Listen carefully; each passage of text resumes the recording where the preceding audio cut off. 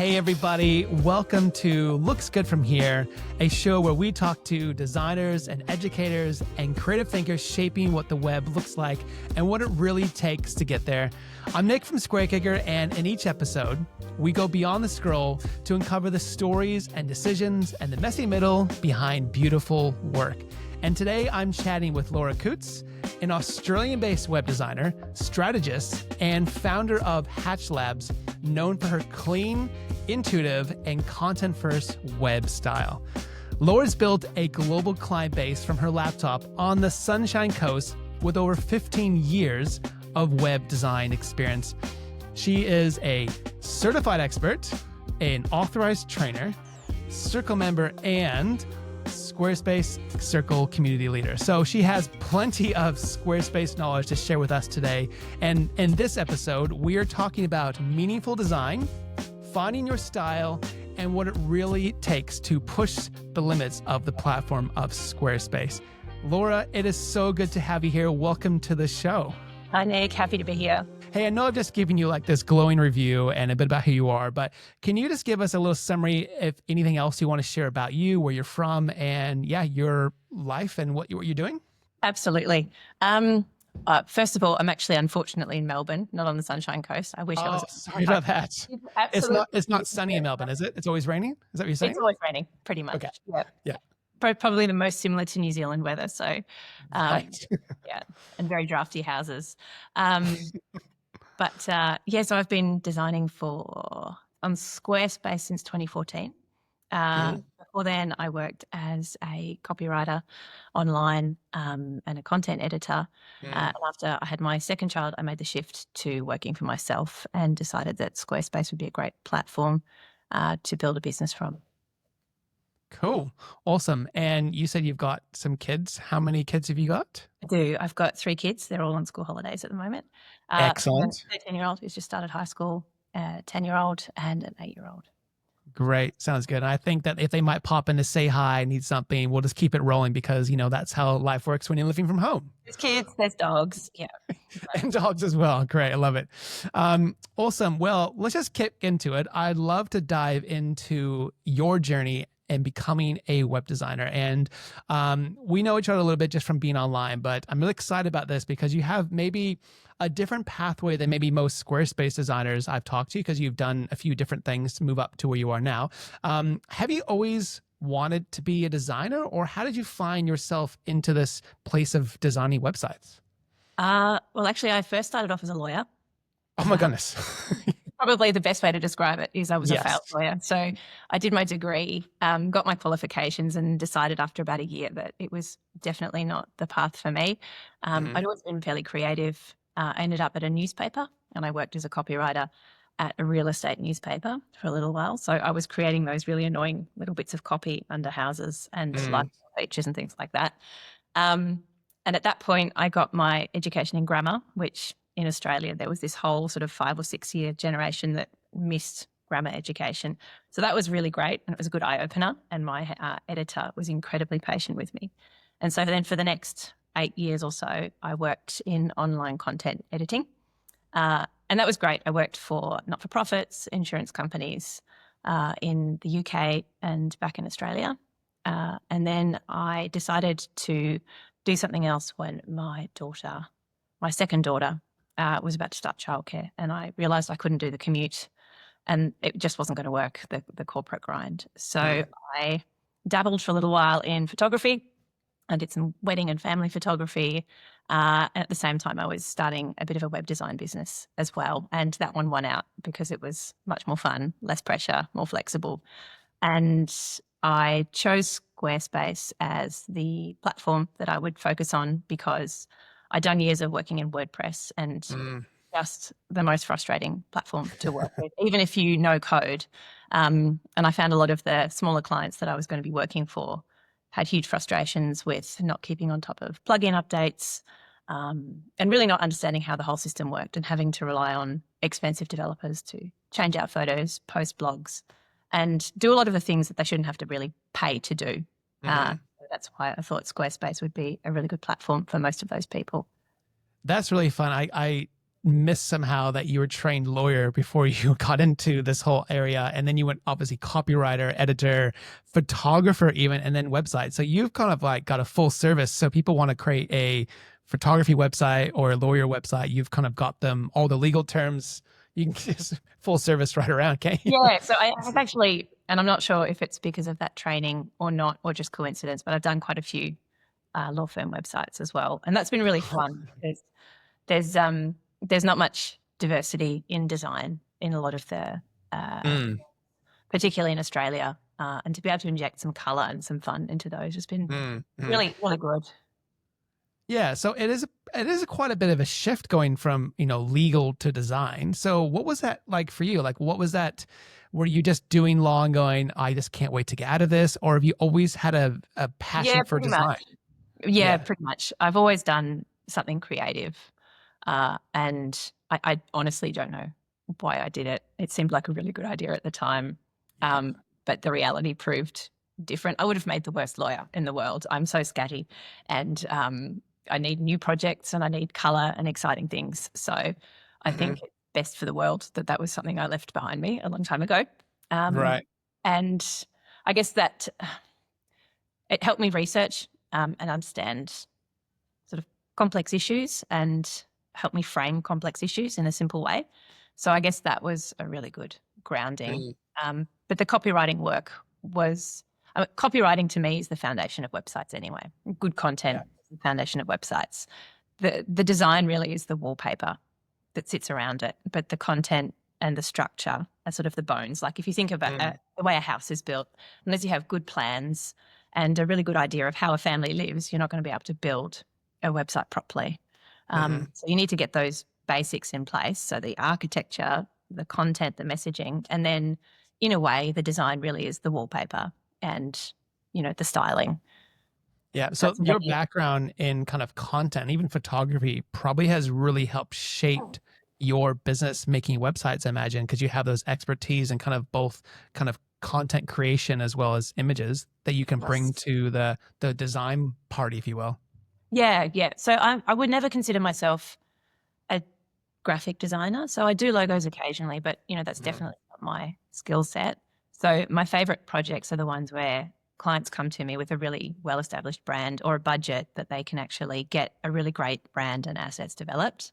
But for me, it's bringing all of that together, sort of refining a message, figuring out what it is they actually do, getting the elevator pitch down pat, which is really, really challenging. People are so immersed in whatever it is that they do, to be able to succinctly talk about it is really, really difficult for them. And also to pitch their product in terms of how a user would see it is a real mental shift. And so I spend probably over half my time in my projects figuring out the messaging and getting the content right, which I think makes a better product in the end. Yeah, definitely. And so you've touched a little bit on your transition from, say, something like WordPress to Squarespace. Was that pretty early on, or did you discover that kind of a few years in, or what made you kind of find Squarespace and decide, okay, for you now, this is it. This is why I'm transitioning all my clients. Was there a moment in time that you've really figured this out, or what was that like? Well, actually, that was the platform that I launched my business with. Okay. Right. Yeah, so I used WordPress in my online content jobs, and I did a few small websites early on for friends and friends of friends, and it grew, and they all came from WordPress. I had built my own photography website in Squarespace, did a whole heap of research about no-code platforms, things that would be easy for people to manage, and decided that Squarespace was sort of the best of the lot. That's awesome. And I'm just curious then, when you're looking at Squarespace, did you obviously, I know we're going to get into this later on, because you didn't pick it because it was really flexible and necessarily easy to do all the things you would have done with, say, plugins on WordPress. So were you kind of hesitant to go on because you would have lost some of maybe the plugin market that you already had in WordPress? Or was that not a thing for you at all? It was actually... I think the fact that most of the functionality was already baked into Squarespace as blocks that just come with the platform was the reason I shifted over. Broken plugins were the main reason that people ran into issues in WordPress. And I was happy to trade the flexibility of not having exactly the right slideshow or exactly the right button or, exactly the right widget that pops and moves across the screen in order to have a stable platform that people didn't have to update.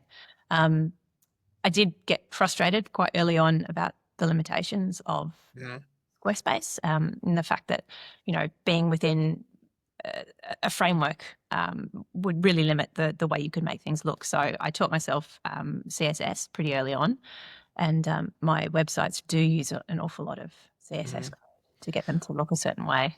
Yeah, well, let's go there because I wanted to really kind of dive into this process of you pushing the limits of what Squarespace can do. Because on your website, on your brand, you call yourself a proclaimed nerd, which, you've gone from kind of legal to code now. So I'm really interested to hear, like, when you say you're a coder, does that mean you've kind of you just bit the bullet and now you're full in, like you just create everything from custom code, or are you using plugins still to kind of facilitate a lot of your website?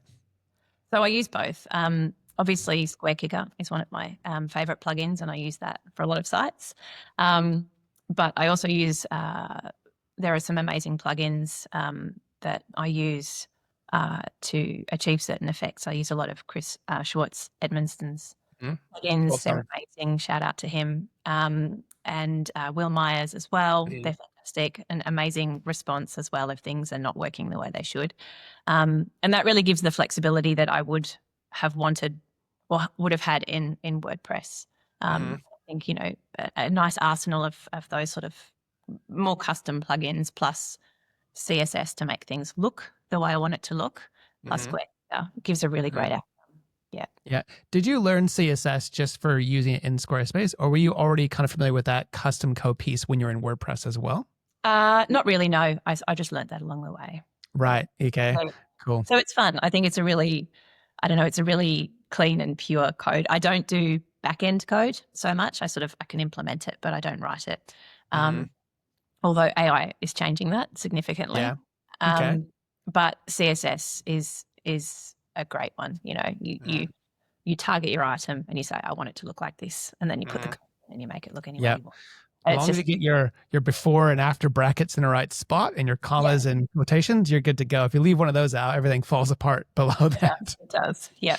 Yeah. I'm very similar. I actually taught myself how to code CSS and then worked in JavaScript. There wasn't AI obviously around at the time, so you're kind of playing with it. But I actually learned most, if not all, my website developer experience on Squarespace. It was like the playground because you couldn't break it. You just basically remove it and start over again. You weren't like, oh no, my whole website's broken. Now I have to start over this huge new theme or something. So that was a really nice place to play. I think a lot of people who learn Squarespace for the first time can experiment with code to see what it does without having to suffer consequences because they're going to break something. So it's a cool place to kind of learn how to code. I'm curious though, because there obviously are plugins and you had your experience in WordPress. And I know what this is coming from because I had the same experience as a web designer using WordPress. And I had a very similar experience. Plugins are broken, out of date. WordPress doesn't update. You update that and you update the plugin breaks and you have to figure out what it is going on. And it's written in PHP and 1,000 other different type of developers who haven't done the work and just nothing works. And it's always frustrating. How have you found that with Squarespace? Because there are your custom code, other third-party custom code, and Squarespace have their own updates that they just pull off without you having to click a button. So what is that experience like for you? Look, the number of businesses that I buy plugins from is fairly small and they're really responsive. And so they tend to host their plugin code in their own servers. And so the website's just calling it. And the great thing about that, rather than installing it myself, is that they do the updates. So if Squarespace ever change their classes or anything like that, generally you can be fairly confident that the developer is going to update that usually before any changes are made. So they're fairly responsive. In terms of my own CSS, there are moments of panic where we'll go and change a whole set of class names with very little warning, and that does cause panic. I've done probably close to 200 sites now, so it's really not feasible for me to go back and change them all. So I do unfortunately have to rely on clients coming back sometimes and saying, hey, this is not really working anymore. But as I see it, that happens to all websites. Yeah. You Yeah. log in, sometimes things are not working. You get in touch with a developer and it's been 6 or 7 years. Sometimes you're going to have to do an update.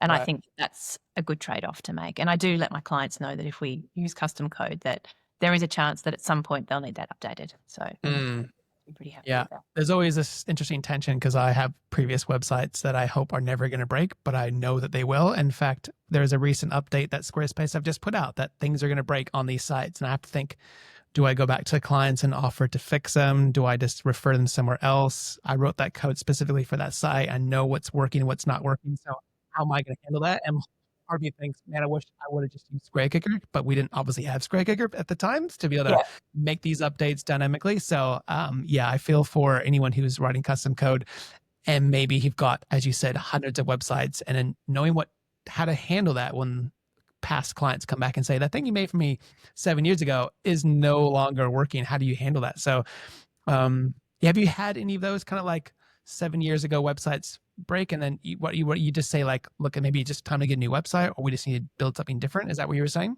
Yeah, so most of the time clients are great. So they tend to get in touch fairly regularly for updates, and they understand that code changes and technology changes.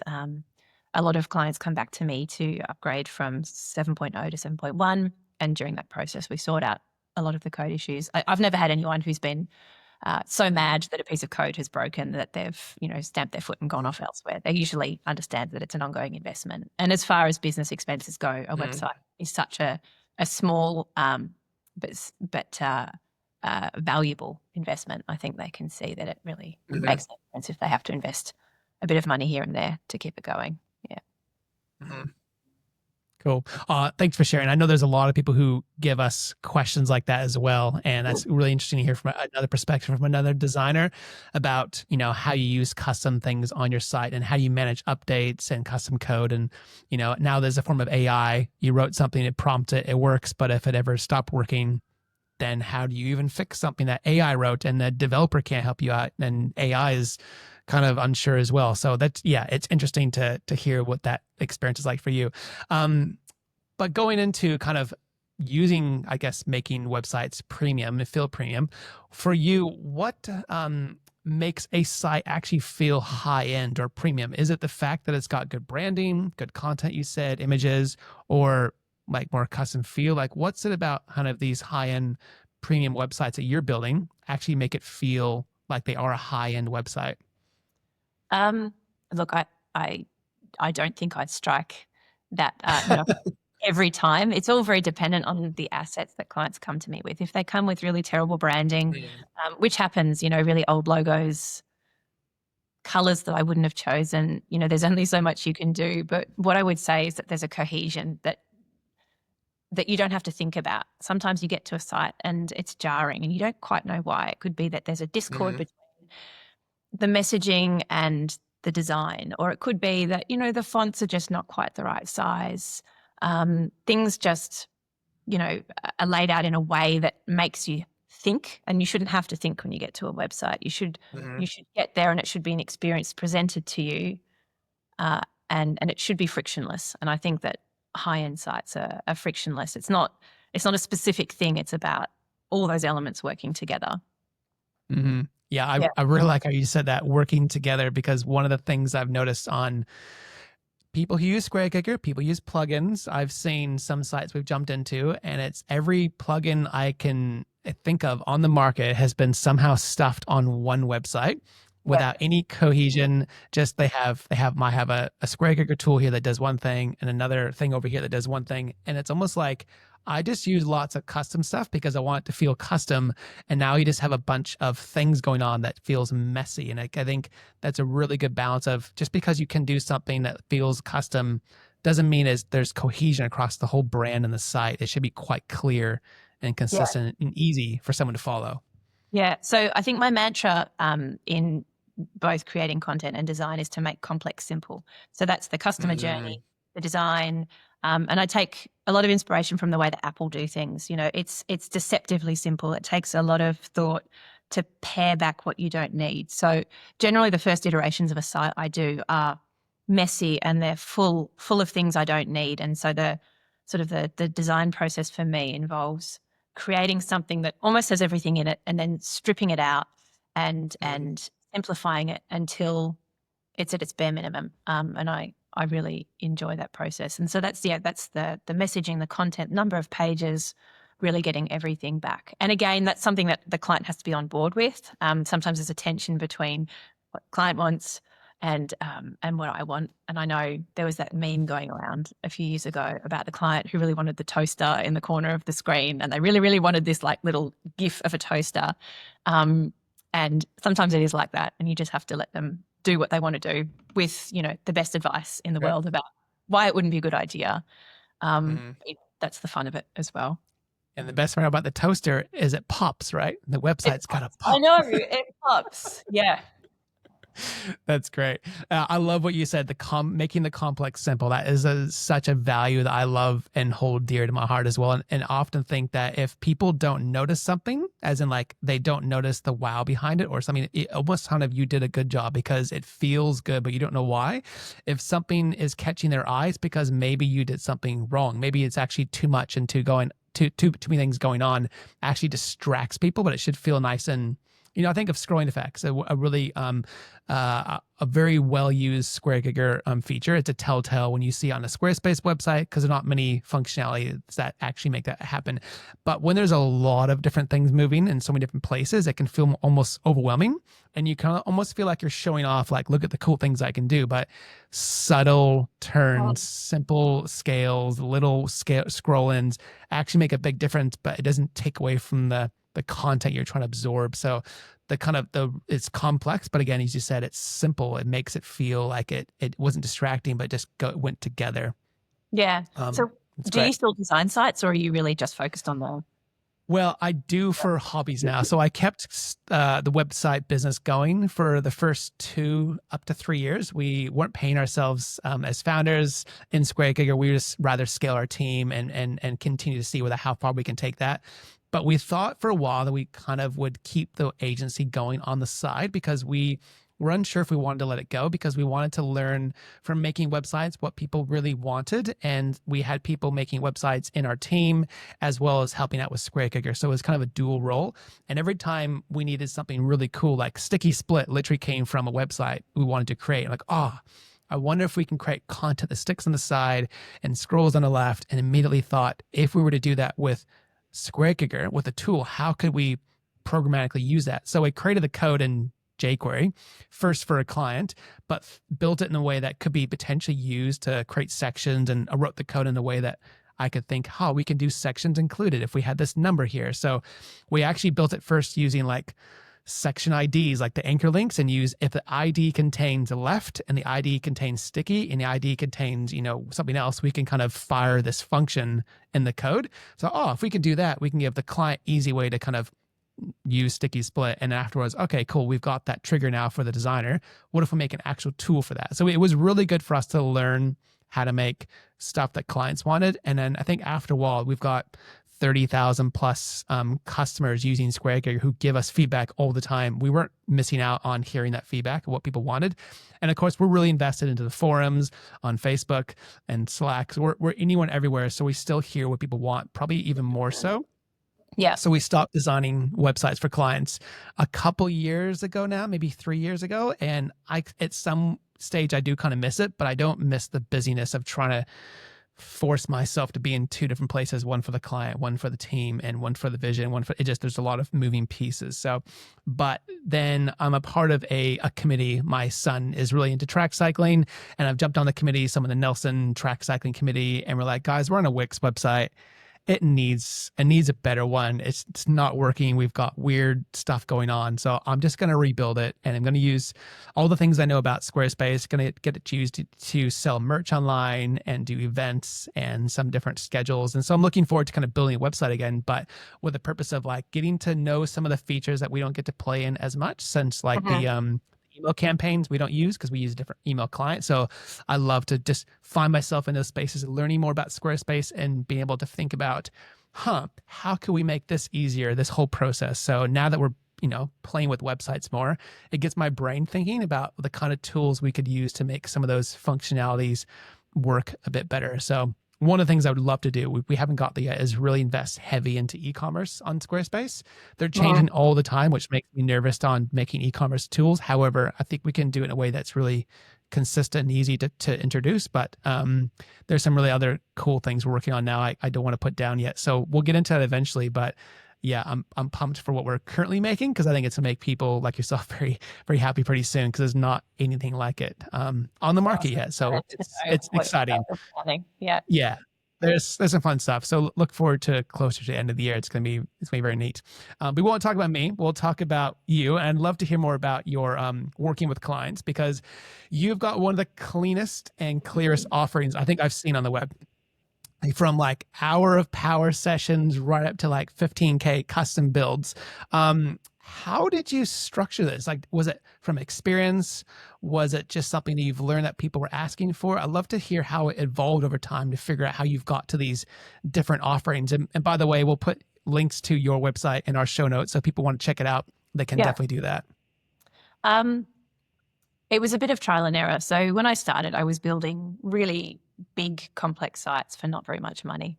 And I soon realized that, I needed to also make a living and pay for food at my table. So, and that was really hard for me. I felt like a bit of an imposter because I'd not trained as a web designer.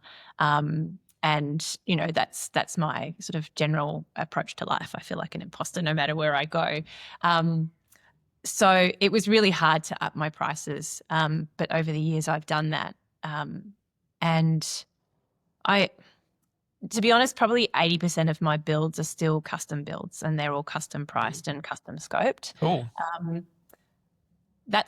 I guess it's really helpful for people who just need a smaller website. I do a lot of one-page websites. I love the simplicity of one-page websites, particularly for startups who don't need 4 or 5 different pages with content that they're really just creating for the sake of creating content. I think it's a really good way for businesses to launch, particularly because Squarespace, even templates are not really templates. It's more like a box of Lego.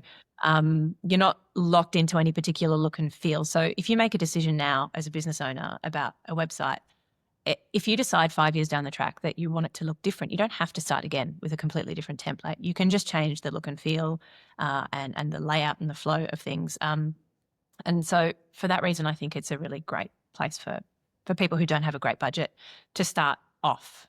And a lot of people take that offering and it allows them to then grow and add new functionality as their business grows without that huge initial investment at the start.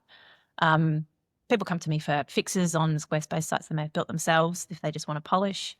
So it was really informed by what people needed. But as I said, 80% are probably the custom builds, the bigger custom builds, which is great. I like a meaty project, and I like figuring out, how to make Squarespace do things that it can't do out of the box as well. That's a really nice challenge.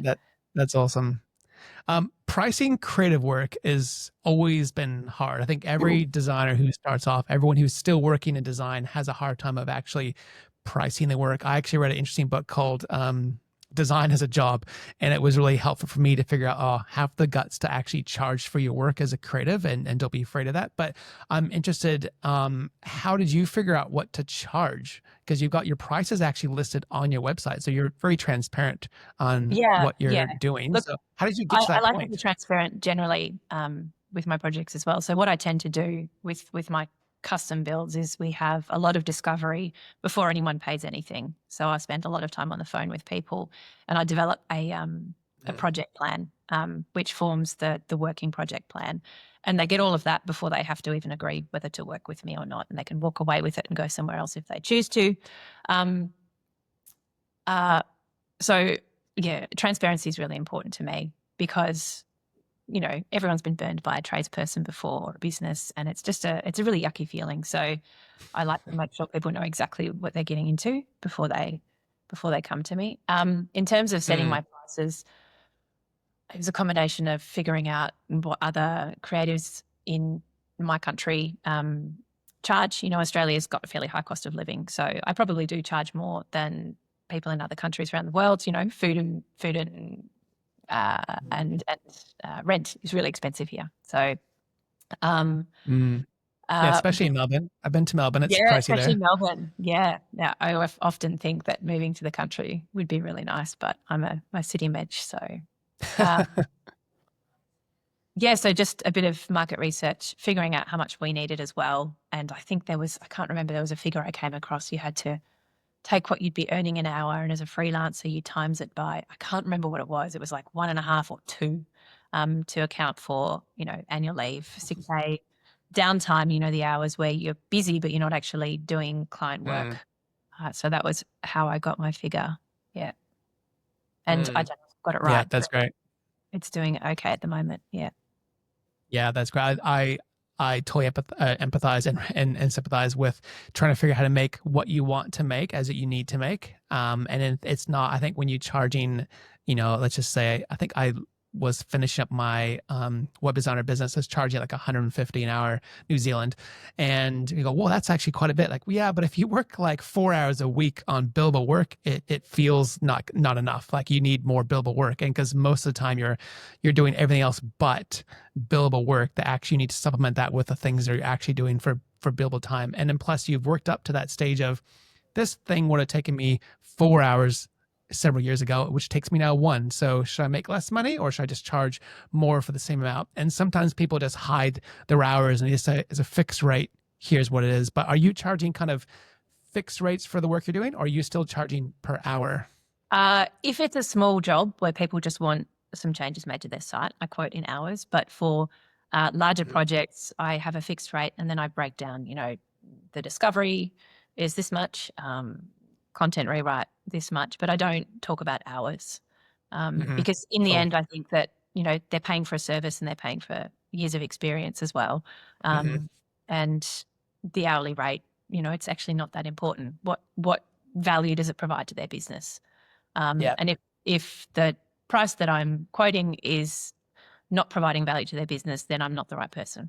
Yeah, and Yeah. that's something that's probably, I think one of the questions you said you had on your list was, what advice would you give to people who are just starting Mm-hmm. off? To really know your value. Don't overestimate your value, because it's also really easy to do that. But stick to your guns. I think the minute you Mm. start negotiating on price, you are compromising the value that you provide to people. Say, okay, we'll Yes. do Yes. these pages if you want to pay less, but don't negotiate on price. I think that's really important. Mm-hmm.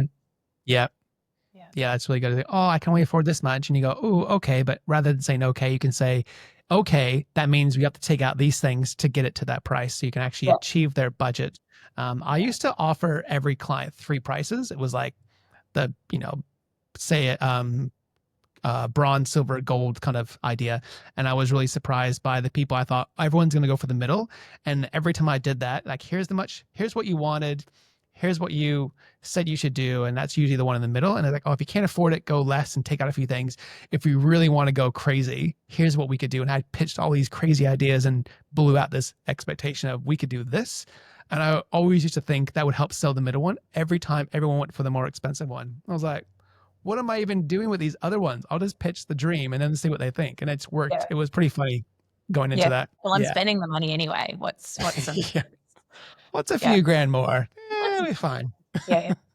Awesome. Well, if we move into kind of when you finish a project, what happens? I'm really interested to know from your perspective, how do you offboard a client? Do you launch it and you teach them how to use it? Do you just stay in touch with them and then for any ongoing work? Or do you just maintain everything and then they kind of just come to you every time they want to update it? What's that process look like for you for offboarding clients? Yeah. So my my business model doesn't involve ongoing retainers. I find that most of my clients don't need it, and they're a little bit put off by that idea. I know a lot of people have really great businesses that work on that model, but is very much about putting or empowering the customer and putting the website in their hands as soon as they've done the training. So we launch, we do 2 to 3 hours of training, and that's fairly basic training. So it's running through how to, duplicate pages, create blog posts, change copy and images, basically, and just to keep things a bit tidy in the back end. I think the one thing that people struggle to wrap their head around is the page backends. So managing the URLs and the meta titles and descriptions. They always forget about that. And also with Fluid Engine to manage the mobile view as well as the desktop view. That's really challenging. People really, really struggle with that. And I wish there was a fix. So if you guys can work on something that would fix that, that would be amazing. So we do training, and then I transfer ownership of the site over to them as soon as they've made their final payment, and it's with them. So I'm always on call though if people need help. And people dip in and out. They come back to me after 6 months or a year. I'll send out an email at 6 months and a year to see how things are going, and then it's up to them to sort of keep in touch. I would love to kind of maybe go in a little bit into your Squarespace involvement, because you've been a Squarespace Circle member for a while now, and you're also involved in Squarespace through training, unauthorized trainer, I think I saw, and obviously community leader and marketplace involvement. So how has being involved in the Squarespace community, specifically the Circle one, enhanced or helped you be a designer? Look, along the way, there's like the certifications that they hand out. I was on the Squarespace Marketplace for a little while. I don't do a huge amount on there. I find that I like the clients who have come to me organically. They're generally not there to argue about price, and they have more interesting projects. So I haven't done a huge amount on there, but it's thrown me some really interesting clients over the years. Involvement with the community has been fantastic because it's about the connections with people, I think, more than anything. As a freelancer, as most people are, we're working from home. We don't really have colleagues. And, humans are fairly social creatures. So it's really nice to have a group of people who understand Squarespace and who you can nerd out with and talk about, your frustration with this thing that broke last week and the scramble that everyone had to go to get all their client sites fixed. And it's not something that my friends care about particularly. So it's really, I think for me, the community has been probably best for not so much career development, but mental health, actually. And there is also, I have to say, there's an amazing group of community members who are really generous with their code and their time, who give out answers online. And they've been really helpful over the years as well. So from that point of view, the community has been really good. The Squarespace Circle has been fantastic because I felt that for the first time there's a voice from the super users to Squarespace. And, that's still being worked on. And I hope that they start, involving us earlier in the process of developing improvements and products, because I think that we really have a lot to add, and we could really help improve their platform in ways that may not necessarily be bells and whistles and the shiny things that you can, make show reels about, but the core UX issues that make the process of designing and maintaining websites a lot easier. So that's been really good. And the last 2 or 3 years has really been a huge change in the voice that we as a group have been given. So that's been really good. Yeah, it's great to hear your feedback on that, because I think every time I speak to a Circle member or a community leader, it's always been very consistent. And it's really cool to share that with Squarespace. And I love the people over there and the team. And it feels very surreal that they've just kind of opened up that end of the company for us to have a voice in, because it's always been quite closed off. Well, I think Circle was this thing they started, which it was been as kind of an accident that they made this DIY platform, and then people were using it to kind of support their design business. And then they kind of looked around and thought, what? Like, how are they doing this? And then before they knew it, I think it was Jeremy who pitched to the CEO and said, I think we should make this community and just see how it goes. And it's developed a lot in the past, as you said, 3 years, especially with the team and the investment, and even seeing how that's changed the platform really recently, and how the voice is actually impacting the features and the way that the product's being developed. Obviously, there's always more to go. And I think they're probably cutting through more red tape to get some of these things across the line than actually them wanting to do more, but it's been really fun. And you get to meet people like yourself. Like we get to connect through this community. And I don't think I've ever met anyone on the WordPress community that I wanted to go and hang out for an hour with and chat about their life. So it's it's a really cool special place. Yeah, it is. And I organized a couple of meetups in Melbourne over the years as well.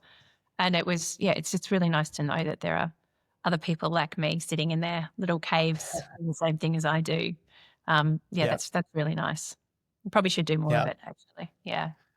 All right, so let's just jump into a bit of a recurring segment we do with all of our guests. And I love to share off or show off rather, your beautiful work to everyone watching. And that's your website at hatchlabs.com.au. Can you just share your screen and just walk us through your website and some of your work for us? Great, here we are. I love the tagline. I think my site reflects the simplicity that I like in design. What I have done, I've utilized quite a lot of the SquareKicker features in the site, particularly the, forget what the name is, the side scroll. The horizontal scrolling? Horizontal scrolling, yes. So that's been updated to the new version, which is great. I haven't really played around with some of the stacking that you guys have introduced, but I'm really keen to use that on some more client sites. And the variable widths as well. You can actually don't have to be full width anymore. You can be a quarter width or half width. It's very fun. Yeah, it would be super fun. So the messaging is really clear. I'm trying to be a little bit playful with my language and not too over the top. I don't want to drown people in too much content. I've got some recent projects which are all clickable through to my portfolio. Yeah, I love how you displayed your items in your portfolio on a track like that. That's really cool. Yeah, it's a bit more interesting than just having the three across, or a sort of a carousel which people might not look through.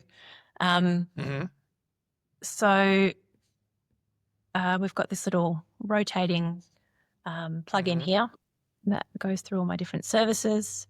It's a very old photo. I don't actually look like that anymore. And then a call to action. So it's really simple, the homepage. Then I've got a portfolio page.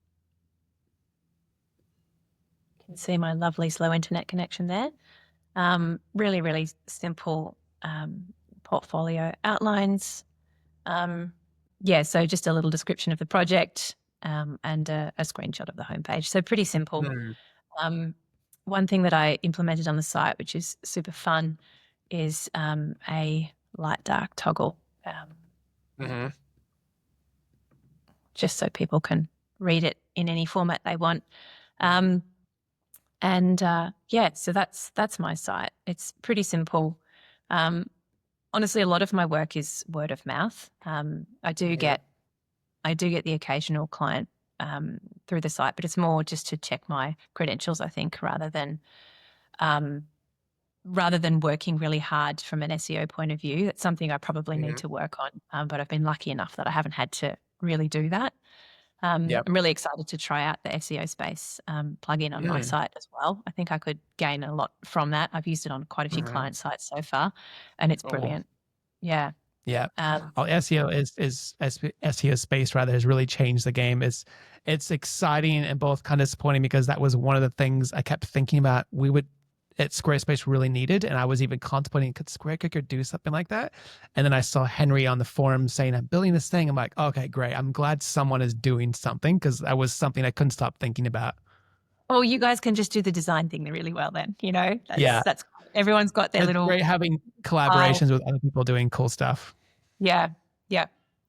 So that's my site. And look, I'm like the cobbler whose kids have no shoes. It's the last thing that I update, and it's really bad. And I don't know if a lot of designers are in the same position. But once or twice a year I'll go and I'll update my projects if I'm lucky. It needs more love, and I think that would be also my advice to new designers, is to not neglect your own site in the way that I do, because it's your calling card, and it's where people come to really see if you are who you say you are. and can It's do. really, really hard. I think every designer we've so far showcased, they've either need to update this or they have just updated it. It's always a very hard thing to do. And I know personally for I me, did add portfolio pieces before this yeah. interview, Oh, just so you it didn't. did. Great. So Yeah. thank you. Portfolio pieces, you almost have to structure as I need to spend like the next 2 hours putting this together. It will never happen. And then sometimes you just, do big waves or nothing at all. And it can be quite a bit of hard work. Yes, yeah, it certainly can. And admin is not my forte, and that definitely falls in the admin category. So That's awesome. Cool. Well, thanks for sharing that. I want to move on to our next piece of discovery about you, which is our design confession. Would love to hear a bit from you. Is there anything that has just not gone right, or a story you can share, or a mistake you made that maybe you just learned something through? What can you tell us about a little bit behind the scenes that maybe not everyone gets to see from the Instagram piece? yes. All right. So a couple of years ago, I launched a fairly big site for a client, and it was a migration from WordPress, and they wanted it done fairly quickly. So it was a website with a fairly large blog. Um, so I built the site, we launched it, so the old site was down, and when it came time to importing the blog. WordPress blog migrations are really challenging in Squarespace. There's a lot of short codes that don't transfer across. So there's a lot of work that really has to be done. And I don't have the coding skills to create a script that goes through and fixes everything. So, I mean, if that's something you could work on, that would be amazing as well. And I think it would open the door to a huge number of migrations as well. So I pulled in all the content and it was just looking awful. And there were like 400 blogs that I had to go through, and there was so much code in there. The old site was already down, so I accessed the blog through Archives? through archives, and That's I secret. copied and pasted all the text then into all these blogs. But what I forgot, even though I'd created redirects for the site, is that every single blog internal link was actually with a wayback archive prefix on the on the links. URL. So I had to go through there manually and change every single one of those once the client realized that that wasn't. Oh dear. So that was like an extra 3 days of my time. My advice is to like double check everything before you go live. Don't assume just because you've copied and pasted it that the content is going to be right. Yeah. Check all the links. Your hourly rate on that project just went. Completely tanked. But really good lesson to learn. Yeah. Wow. That actually is funny here you say that the Wayback archives for the internet has been a new discovery in the last 5 years. And it's been awesome to have that as almost like a Squarespace backup, because there's not like a backup plugins that you can just archive a website, even though we kind of do that now with our templates, because you export templates into basically a snapshot of your whole website. We'll think about how we want to use that someday. However, the Wayback Machine, you can look at how the website was. You can look at the code that was in there. You can pull things out the way it was. I know I've definitely done that for a client site when something broke. I'm like, it was working a week ago. What did you do? And I went back and, you've just did this here. And so I pulled the old code out and put the new code back in from the Internet Archives, which is my backup. So yeah. I know, it's such an amazing resource, and I feel like I should be funding them somehow because I use them every week. They're amazing. And also to then see the iterations of sites I love. I can go back and see how the design has evolved over the years. It's always a really interesting process. So you go back 10 years and you see where they are now versus where they were at.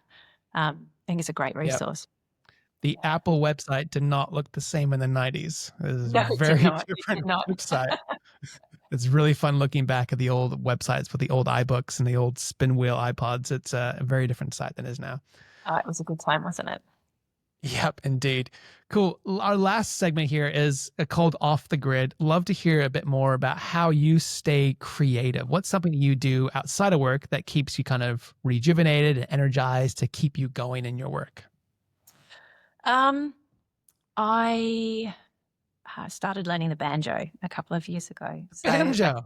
Okay. The banjo, yeah. So I turned 40 and I had I wouldn't call it a midlife crisis, but I sat on my couch and I thought, I've done nothing new in 10 years, obviously learning a new job, but that doesn't count. That's not like a super fun thing all the time. And so I decided I'd take banjo lessons, and I found this really lovely man around the corner who is a musician, professional musician for the last 50 years. And he teaches me banjo every Thursday.